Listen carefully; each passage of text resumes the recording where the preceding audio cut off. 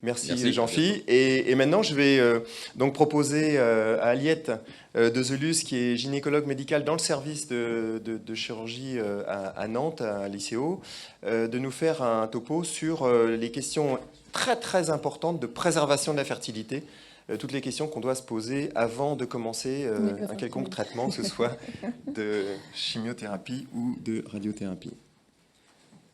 Alors, la souris a disparu, mais normalement, quand on fait ça, elle revient. Voilà, info. Hop, donc là, on va fermer le topo. Là. Et tu l'as mis où? Là. Bravo. Tac. Merci Aliette. Bonjour à tous, merci aux organisateurs de m'avoir confié ce sujet qui permet au milieu du tsunami qu'est l'annonce du cancer une porte ouverte sur l'avenir. Donc les objectifs de la chirurgie oncologique sont la guérison et le maintien d'une bonne qualité de vie. Et par rapport à cette qualité de vie, on va parler de préservation de la fertilité. Alors la chirurgie du cancer est programmée, ce qui permet le temps de la réflexion pluridisciplinaire et avec le patient pour élaborer la meilleure stratégie. On va parler de désescalade en chirurgie gynécologique pour pouvoir préserver la fertilité des patientes. Il faut savoir que le chirurgien, souvent, est le premier contact hospitalier d'un patient atteint de cancer. Donc, c'est au chirurgien qu'il incombe de penser à la fertilité. Et plus tôt le chirurgien va y penser, il va pouvoir orienter le patient ou la patiente vers un service d'aide à la procréation pour pouvoir ne pas perdre de temps dans la prise en charge, pour pouvoir organiser sereinement la préservation de la fertilité. Et c'est vraiment important d'avoir le plus de temps possible parce que c'est souvent c'est fait dans l'urgence, mais si on peut anticiper un petit peu, par exemple dans le cancer du sein, même les patientes, si on sait qu'on va les opérer en premier, si le chirurgien peut faire la démarche de contacter le centre d'AMP agréé en préservation, ça va permettre d'avoir déjà ces premiers entretiens et d'organiser après sereinement, dans l'anticipation d'une chimiothérapie probablement, de pouvoir se calquer sur les cycles, parce que pour les patientes, on va avoir besoin de connaître leur cycle, de pouvoir anticiper aussi la réalisation du bilan d'extension. C'est vrai que dans le cancer du sein, on ne stimule pas une patiente qui est métastatique. Donc tout ça, ça prend du temps et plus tôt on y pense dans la prise en charge, mieux c'est pour tout le monde.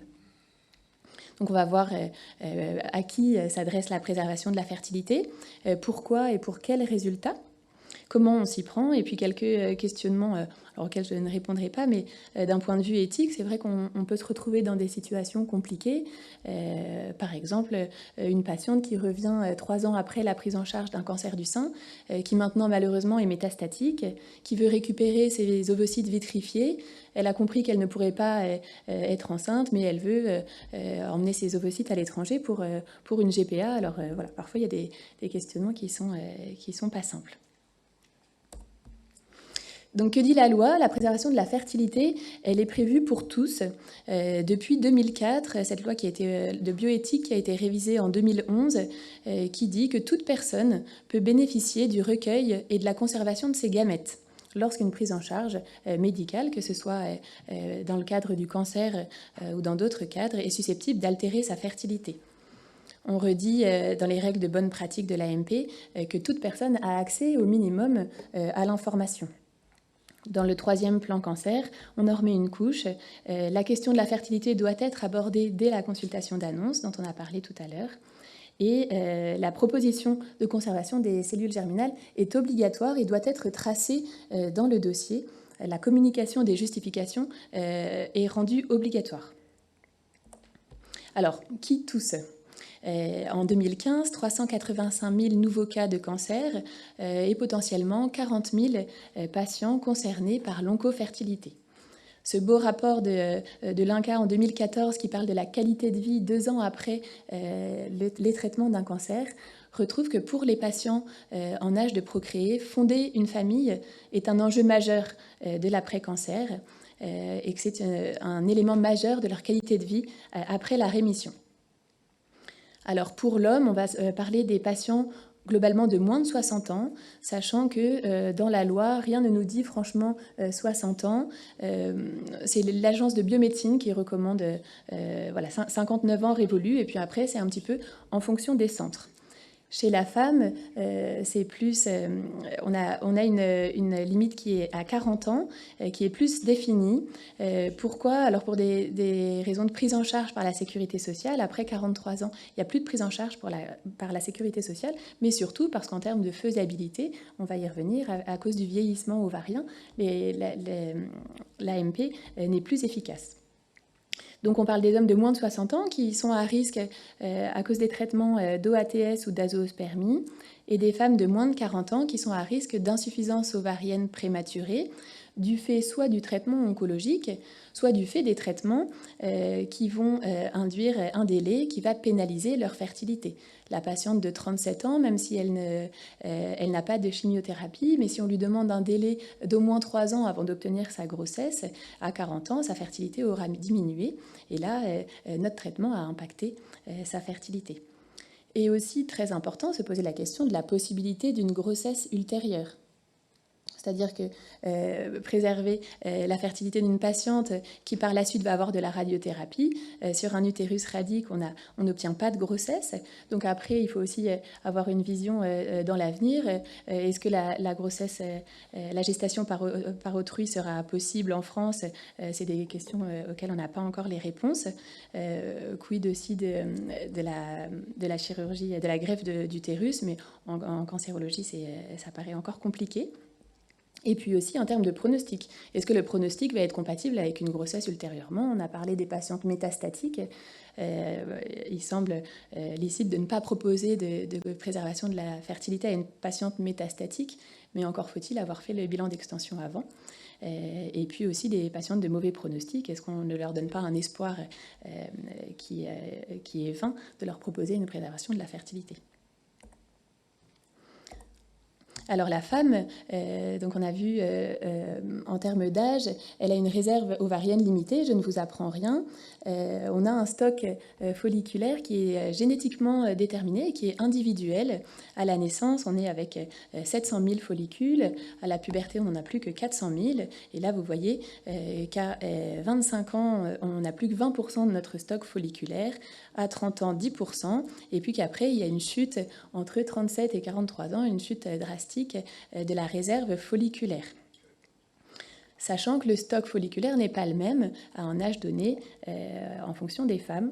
Et ce bilan de réserve ovarienne, on l'effectue grâce à l'échographie au compte des follicules en trop, le compte des follicules de moins de 9 mm à J3 du cycle, et grâce au dosage de l'hormone antimullérienne, qui est une hormone qui a un taux stable, quel que soit le moment du cycle, qui permet de le faire n'importe quand. Par contre, qui va être minoré environ de 30% chez les patientes qui sont sous contraception, ce qui peut être le cas lors de l'annonce d'un cancer. Donc pourquoi on propose chez la femme une préservation de la fertilité lors de chimiothérapies qui peuvent être gonadotoxiques, en fonction donc du type de chimiothérapie, en fonction de la dose cumulée, en fonction de l'âge de la patiente, on a vu que l'âge était important, et aussi de sa réserve ovarienne initiale. Il faut savoir que toutes les données qu'on a actuellement portent sur le risque d'aménorrhée chimio-induite et qu'on a peu de données sur les grossesses après cancer. On va parler d'aménorrhée chimio-induite, ce qui est quand même assez différent de la fertilité.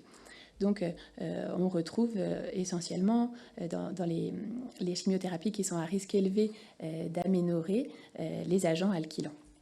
Et puis on a encore beaucoup de points d'interrogation sur un certain nombre de traitements plus récents, et aussi parce qu'ils sont en association, donc c'est difficile d'avoir des données précises. Donc ça, c'est des référentiels qu'on trouve dans l'AFSOS, par exemple, qui sont bien faits. Alors la radiothérapie peut altérer la fertilité, alors soit par une irradiation directe sur les ovaires et sur l'utérus, et alors là sur les ovaires il suffit d'une faible dose de rayons pour altérer le follicule, le capital folliculaire. À partir de 2 degrés, on a déjà perdu 50% de son capital folliculaire. Au niveau de l'utérus, entre 14 et 30 degrés, on va altérer la vascularisation, l'élasticité, qui rendront une grossesse difficile, avec un risque élevé de fausse couche, un risque élevé de prématurité, de retard de croissance intra-utérin, de rupture utérine, etc. Et donc en radiothérapie, ce qui est important, c'est la dose de rayons, également le fractionnement qui pour le coup va être délétère, et l'âge encore une fois. Si on prend les irradiations corporelles totales, qui sont souvent associées à des alkylants chez les patientes jeunes, là on altère aussi, on a très souvent des insuffisances ovariennes prématurées. Et on peut parler rapidement aussi de l'irradiation crânio-encéphalique qui va rapidement altérer l'axe gonadotrope. Et c'est des jeunes patients qui pourront nécessiter de l'induction d'une puberté, par exemple. Alors, peu de données sur grossesse et chimiothérapie intrapéritonéale. J'en ai retrouvé 7 dans la littérature, donc après des pseudomyxomes ou des mésothéliomes. Et c'était des grossesses spontanées qui survenaient entre 14 mois et 3 ans après la CHIP. Donc ça semble possible. Le délai entre CHIP et grossesse, donc a priori 2 ans, mais à voir au cas par cas entre le risque de récidive, le risque tératogène aussi de la chimiothérapie, et puis ce fameux risque d'infertilité lié à l'âge. On note dans cette étude que toutes les patientes avaient moins de 35 ans. Alors, comment je fais pour préserver un ovaire, les 2 ovaires? Comment je préserve les ovocytes? Est-ce que je peux préserver l'utérus? Alors, d'un point de vue chirurgical, dans le cadre des cancers de l'ovaire pour les petits stades, donc les stades 1A, grade 1 et 2, non à cellules claires, après une stadification complète, donc qui nécessite une bonne exploration de la cavité péritonéale, des biopsies, l'omentectomie, les curages. Si l'ovaire contralatéral est normal, on n'a pas besoin de faire de biopsie. On peut envisager de garder une annexe, ce qui nécessitera par la suite une surveillance par échographie pelvienne et par CA125 tous les 3 mois. Et puis, est-ce que à la suite de la grossesse, il faudra compléter la chirurgie? C'est une question auquel on n'a pas forcément la réponse. Pour les tumeurs rares de l'ovaire, c'est au cas par cas également. On a un très bon référentiel sur le site des tumeurs rares de l'ovaire qui permet de répondre à ces questions. C'est vrai que c'est souvent des patientes jeunes, hein, les tumeurs borderline. Dans 50% des cas, les patientes ont moins de 40 ans. On peut aussi se poser la question de la préservation de la fertilité après la prise en charge. Si on a laissé un ovaire unique, est-ce qu'il ne faut pas, s'il n'y a pas de projet de grossesse immédiat, est-ce qu'il ne faut pas garder des ovocytes dans l'hypothèse d'une éventuelle récidive, et on aura anticipé avec un stock d'ovocytes vitrifiés. C'est toujours plus facile. Dans le cadre des cancers de l'endomètre, donc pareil, pour alors des hyperplasies atypiques ou des adénocarcinomes endométriales de type 1, de stade 1A, donc sans envahissement du myomètre. Donc chez des patientes qui sont très bien sélectionnées, qui ont bien compris, qui ont un projet de grossesse, j'allais dire, à court terme, immédiat. Un bilan complet par IRM, une célioscopie pour s'assurer de bien stadifier avec des biopsies. Un bilan de fertilité aussi, c'est vrai qu'il y a un souci de fertilité par ailleurs, ce ne sont pas forcément des bonnes candidates. Et puis des patientes qui sont compliantes, on peut envisager une conservation de l'utérus en utilisant un traitement médical. Donc c'est souvent des macroprogestatifs, par exemple dans ce protocole de la PHP. C'est vraiment des patientes qui sont bien sélectionnées, qui ont bien compris, et au maximum les inclure dans des protocoles. On leur demande d'obtenir le plus rapidement une grossesse, et on obtient des bons résultats. Et c'est des patientes à qui on réalise une hystérectomie après l'accouchement. Dans les cancers du col utérin, donc on va pouvoir être conservateur dans les carcinomes épidermoïdes chez les patientes jeunes qui ont un désir de grossesse, avec un cancer de moins de 2 cm, qui sont N0, qui n'ont pas d'embole. C'est des patientes qu'on va surveiller. Alors la surveillance n'est pas toujours facile après trachélectomie élargie. Donc on les surveille au moins par un frottis 1 fois par an, et des IRM pelviennes tous les 4 mois pendant 2 ans, puis tous les 6 mois, puis tous les ans. Un petit mot sur la chimiothérapie néoadjuvante pour diminuer la taille des cancers du col 1B1 entre 2 et 4 cm. Ça pourrait être une option pour les rendre accessibles à un traitement conservateur. Il faut bien informer les patientes que là-dessus, les données de la littérature sont limitées et c'est des patientes qu'il faut au maximum inclure dans des protocoles. Alors la place de la transposition ovarienne en préservation de la fertilité est assez limitée. On va plutôt parler de préserver la fonction endocrine. Il y a de moins en moins d'indications à la transposition ovarienne. On conserve la fonction ovarienne dans 89% des cas en cas de transposition chez les patientes qui ont une curithérapie et dans 60% des cas chez les patientes qui ont des radiothérapies externes. Il y a quelques risques à ces transpositions ovariennes, des douleurs abdominales sur des kystes fonctionnels, des risques de métastases ovariennes également. Donc on demande à repérer les ovaires pour pouvoir surveiller par la suite. Et puis, la problématique de transposer les ovaires, c'est que si on a une radiothérapie pelvienne, les chances de grossesse, on a vu sur un utérus radiothérapié, sont très, très faibles. Alors, est-ce qu'un jour, on pourra transposer l'utérus? Il y a eu quelques publications, mais c'est vraiment extrêmement expérimental. Alors, préserver des ovocytes, pour vous le redire, on ne peut préserver des ovocytes que si le traitement n'est pas encore débuté. Si le traitement de chimiothérapie est débuté, on ne pourra prélever que du cortex ovarien. Donc, on préserve des ovocytes avant tout début de traitement. En fonction du temps dont on dispose, on va proposer une stimulation ovarienne pour vitrifier au mieux des ovocytes. On parlera un petit peu de la vitrification embryonnaire chez les patientes qu'on peut stimuler. Si on a très peu de temps, on peut proposer une préservation de cortex ovarien, je vais en reparler. Et puis, on va discuter aussi un petit peu des agonistes de la GnRH. Alors, cette publication qui date de 2013, qui redit quand même, alors du coup ça évolue un petit peu, mais que seule la vitrification ovocytaire et la vitrification embryonnaire sont des techniques non expérimentales et que pour l'instant, la cryoconservation de tissu ovarien et la maturation in vitro sont encore des techniques expérimentales.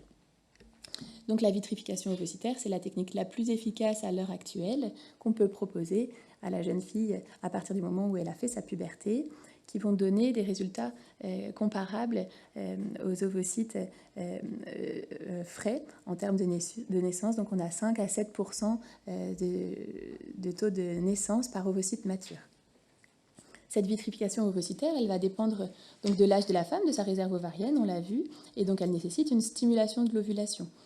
Ça nécessite donc des protocoles dans le cadre de cancers hormonodépendants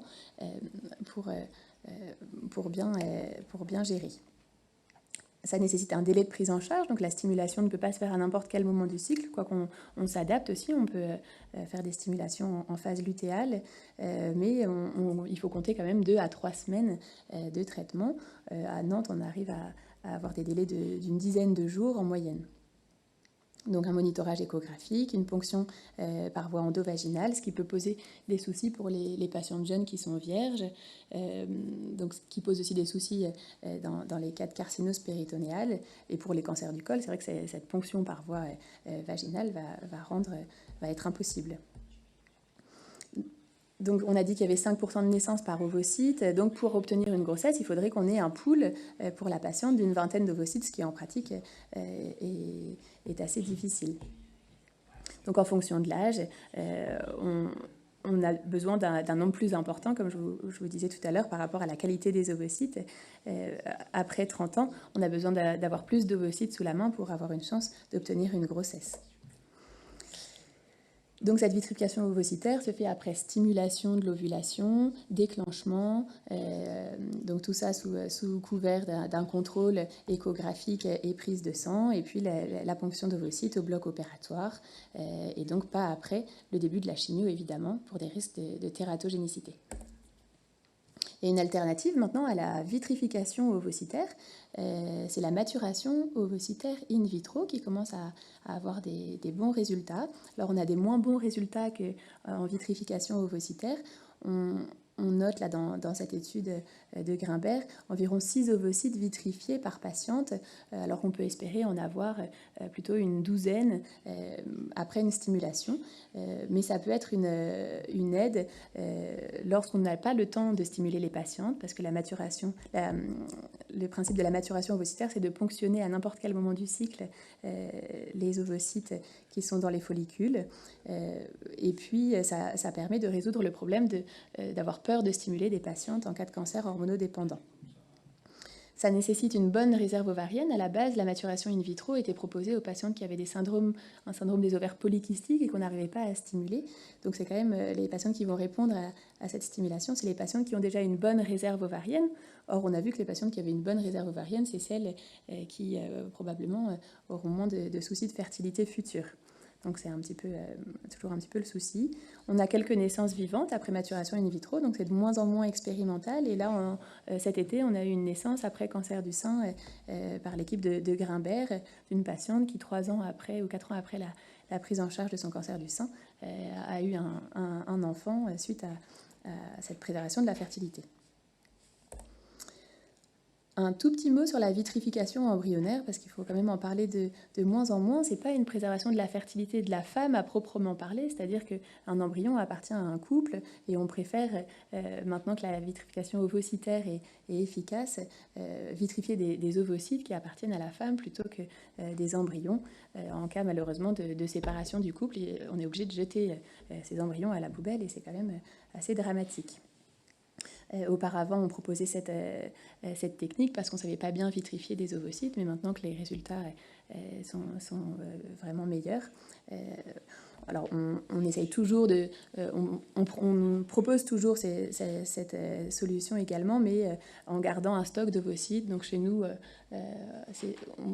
on vitrifie 8 ovocytes et puis après, s'il y a un peu de surplus, on propose de faire des embryons. Alors la préservation de cortex ovarien, c'est une technique encore expérimentale et c'est la seule technique possible, malheureusement, chez la patiente, chez la petite fille, en fait, chez la femme prépubère. Et c'est aussi, comme je vous le disais, la seule technique possible, c'est la chimiothérapie a déjà commencé. On a environ 130 naissances publiées après greffe orthotopique donc dans la fossette ovarienne. La première naissance a été publiée en 2004, 9 ans après la première conservation. Environ 25 à 30% des femmes qui ont été greffées ont conçu. Et alors l'avantage de cette technique, c'est qu'elle est réalisable en urgence et à n'importe quel moment du cycle. C'est quand même une intervention chirurgicale, ce qui peut être lourd dans le contexte avec un risque de reprise. Et puis le risque de la greffe orthotopique, c'est de regreffer la maladie, donc à réserver dans certains cas. Pour les lymphomes de Hodgkin et les lymphomes non hodgkiniens également, on a un faible risque de regreffer la maladie. Pour les cancers de l'utérus et du sein, c'est un risque intermédiaire, donc qui n'est pas acceptable. Et pour l'instant, c'est des techniques qui se font dans le cadre de protocoles de recherche, c'est assez compliqué. Donc voilà, c'est encore expérimental. Alors la place des analogues de la LHRH, de plus en plus, ça revient à la mode, j'allais dire, parce que les données sont contradictoires dans la littérature depuis longtemps. Mais alors c'est vraiment à utiliser en complément d'autres techniques, c'est-à-dire que ce n'est pas une préservation de la fertilité à proprement parler.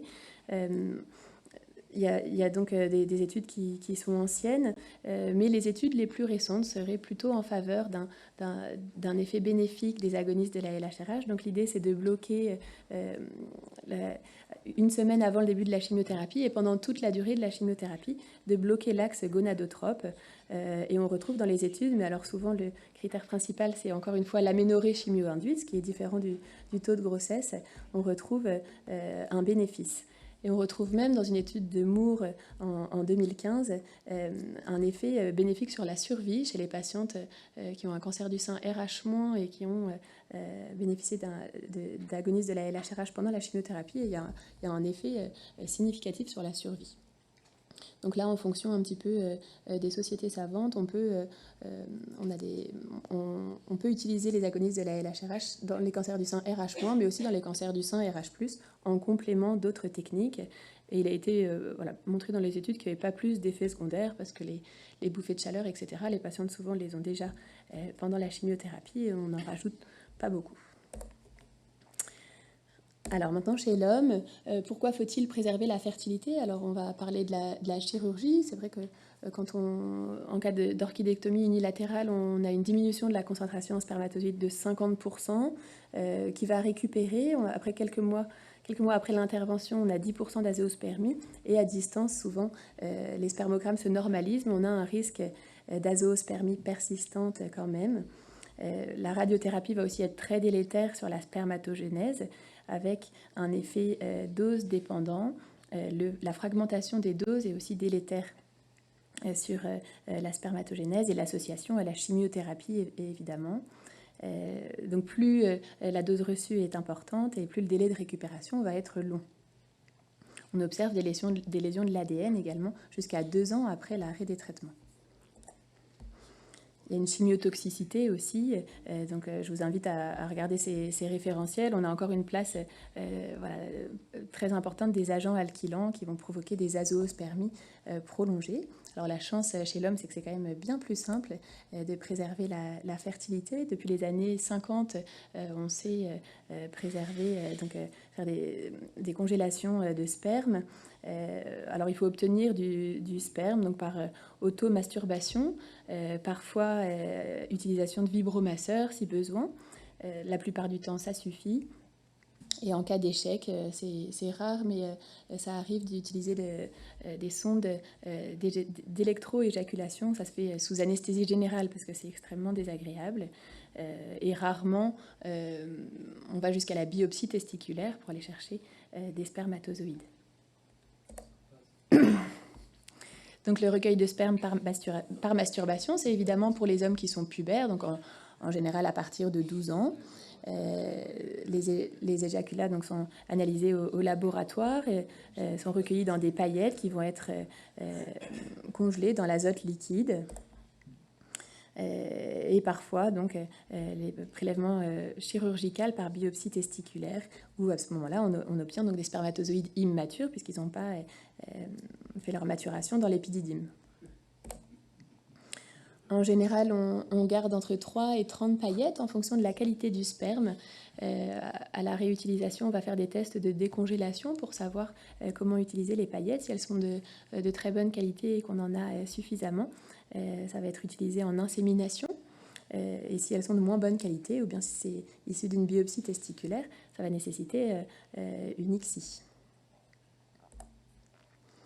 Alors, c'est des conservations qu'on peut faire sur le long terme et sur les nombreuses études de cohorte qui ont été réalisées. Il n'y a pas d'augmentation des anomalies à la naissance, ni d'anomalies chromosomiques. Alors c'est intéressant de voir un petit peu ces tableaux. C'est vrai qu'on propose beaucoup de préservation chez l'homme, et en fait le pourcentage d'utilisation reste assez faible, on va dire entre 5 et 10% d'utilisation. Donc ça pose le problème des banques de sperme qui sont très importantes. Et puis la durée de conservation, tous les ans, des courriers sont renvoyés aux patients pour savoir si ils veulent continuer à garder ou pas. En termes de résultats, ils sont bons. On a 23% de grossesse par cycle de FIV-ICSI ou d'insémination. Donc c'est de FIV-ICSI. Donc c'est des résultats qui sont comparables à ce qu'on peut faire en dehors du cancer. Alors, si on parle d'un garçon prépubère, la seule technique, c'est la préservation de tissu testiculaire, qui est une technique expérimentale. Donc, on la réserve aux jeunes patients qui sont à risque très élevé d'infertilité. Et donc, pour l'instant, on n'a pas de résultats chez l'homme. C'est des techniques c'est des techniques qui sont réalisées chez l'animal, donc soit par autogreffe, avec ce risque, comme chez la femme, de réintroduire la maladie, ou bien la spermatogénèse in vitro aussi, qui est en train de se développer, mais on n'a pas encore de résultats. Alors pour tous, ce qui semble important, c'est d'améliorer le suivi de la fertilité après cancer. Et là, on voit qu'on est assez mauvais. L'idée, ça va être de revoir les patients ou les patientes après la prise en charge pour pouvoir évaluer leur réserve ovarienne, refaire éventuellement un spermogramme au moins 1 an après la fin des traitements, le temps de la récupération, donc soit de la spermatogénèse, soit de la réserve ovarienne. On voit dans les études que la réserve ovarienne peut récupérer un petit peu après les traitements, donc il faut se laisser suffisamment de temps. C'est l'occasion de rediscuter avec les patients de leur fertilité, du fait de ne pas trop tarder pour s'exposer à la grossesse, mais on est aussi limité par l'idée de la rémission, donc il faut s'accorder avec les oncologues pour trouver le meilleur moment pour les autoriser à la grossesse, qui n'est pas toujours facile parce que c'est une notion un petit peu complexe. Envisager, dès que le feu vert entre guillemets oncologique est donné, envisager une aide médicale pour obtenir le plus rapidement possible la grossesse. L'idée, c'est pas de les faire patienter 2 ans. Si par exemple on envisage un arrêt de l'hormonothérapie 2 ans après les traitements d'un cancer du sein, il faut que la grossesse survienne rapidement pour qu'on puisse reprendre le tamoxifène derrière. L'idée de ces consultations, c'est aussi d'informer sur les autres possibilités. Il y a aussi du don d'ovocytes qui existe en France, du don de sperme, la possibilité d'adoption. Ces consultations vont être l'occasion, alors je prêche un peu pour ma paroisse, mais les consultations de gynécologie post-cancer, c'est l'occasion aussi de parler de qualité de vie après le cancer. Alors qualité de vie sexuelle, qualité de vie en termes de bouffée de chaleur, est-ce que les patientes sont éligibles à un traitement hormonal substitutif sur le plan osseux, etc. On n'a pas parlé de contraception non plus, mais c'est important pour les hommes en cours de chimiothérapie de comprendre qu'il faut utiliser une contraception mécanique, sinon il y a un risque de tératogénicité, etc. Et puis, dernière chose, il y a des patientes qui ont eu un cancer jeune dans l'enfance à qui on peut proposer, une fois qu'elles sont guéries, une vitrification ovocytaire pour avoir un stock d'ovocytes. Si à 20 ans, elles ont une réserve ovarienne qui est encore satisfaisante, lorsqu'elles auront un projet de grossesse à 30 ans, elles pourraient être en difficulté parce qu'elles ont une insuffisance ovarienne prématurée. Donc d'avoir anticipé et de leur avoir proposé de réserver un stock d'ovocytes lorsqu'elles sont plus jeunes pourra leur permettre d'aboutir leur projet parental par la suite. Voilà, j'ai fini. Donc, l'importance du partenariat est vraiment à mettre en avant, un partenariat avec un centre d'AMP, de pouvoir communiquer le plus rapidement possible, d'avoir un bon dialogue, de s'échanger des fiches de liaison où on va pouvoir avoir des sérologies, un bilan de réserve ovarienne au maximum, etc. L'idée d'avoir des référentiels communs et de pouvoir homogénéiser un petit peu nos pratiques. Il y a de plus en plus de plateformes en ligne dans les régions. Il y a des plateformes qui vont mettre en évidence les numéros verts pour avoir des réponses rapides. Voilà. Okay. Merci Aliette.